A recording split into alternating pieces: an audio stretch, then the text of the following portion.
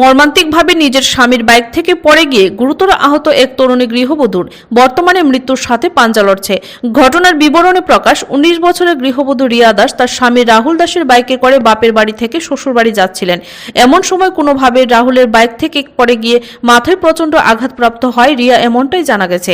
সাথে সাথে রিয়াকে হাসপাতাল চিকিৎসার জন্য নিয়ে যায় তার স্বামী রাহুল। খবর পেয়ে আত্মীয় পরিজনেরা হাসপাতালে এসে পৌঁছে যায়। পরিজনদের সাথে কথা বলে জানা গেছে রিয়া বর্তমান সঙ্গহীন রয়েছে।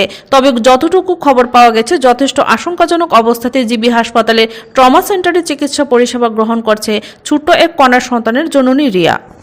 ঘটনার বাবা আমি সামনে আসলাম না, ওখানে আমার বাড়ি যাইতে আসলো, স্বামীর ব্যক্তিকে যাইতে আসলো, বাচ্চা ভাইকে আসলো, জামাই আসলো।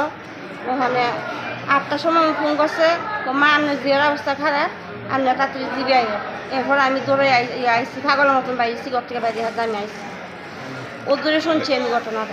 তো আমার বাবার বাড়িতে আছে কৃষ্ণ মিশন হিন্দি স্কুলের সামনে, তারা চলতি বাইক থেকে তাই শরীর পাউরি দিয়ে নাকি পড়ে গেছে। আমাকে পুলিশ তারা কইল, তখন শুনলাম কইছে জান কিচ্ছু হইতো না, বাচ্চারা ব্যথা পাইছে না, বাচ্চার মারা একটু ব্যথা পাইছে, মাথাটা। কার বাইকে আসিল? স্বামীর বাইকে। উনি কি পেছনে আসিল? পেছনে আসিল।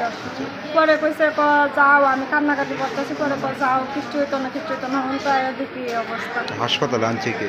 যা স্বামী আনছে, তারা অটো করেছে, আইনের লোকে অটো করে দিছে। এখন অবস্থা কিরকম?